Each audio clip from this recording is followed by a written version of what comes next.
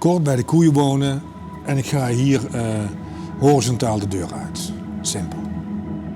Dat is mijn droom.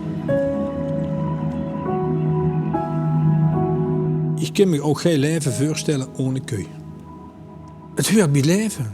Voor mij hoort het bij leven. Ik ben dus 54 en in die 54 jaar zijn er immer koeien geweest.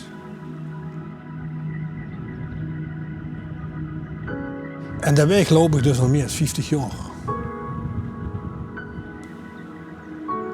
Het is ook een beetje uitgesleten omdat ik er immer liep. Dat vind ik schön. Verhangen een beetje aan de weg hing en mij niet hangen aan de weg. Maar het is wel het land waar ik van houd. En ik vind het schön dat ook de ouders en de voorouders er onder getrampeld hebben. Dat maakt het schön. Dat maakt het compleet.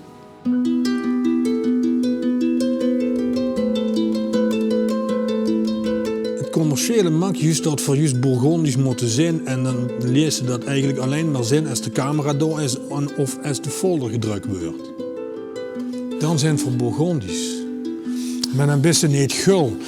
Je moest het in feite altijd doen. Je moest gul zijn. Ik geloof dat we dat hebben. Ik denk dat ze wel gaan moest wel gaat te zoeken hebben hier.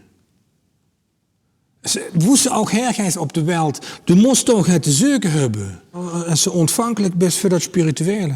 En ontvankelijk voor een stuk traditie, wat al heel lang verankerd is. Als ze daarvoor gevoelig best, moest ze hier zijn, denk ik. En dan zullen ze heel blij wonen. Dat kan zijn op het moment dat ze hier boete loopt en toch bij de keulen op.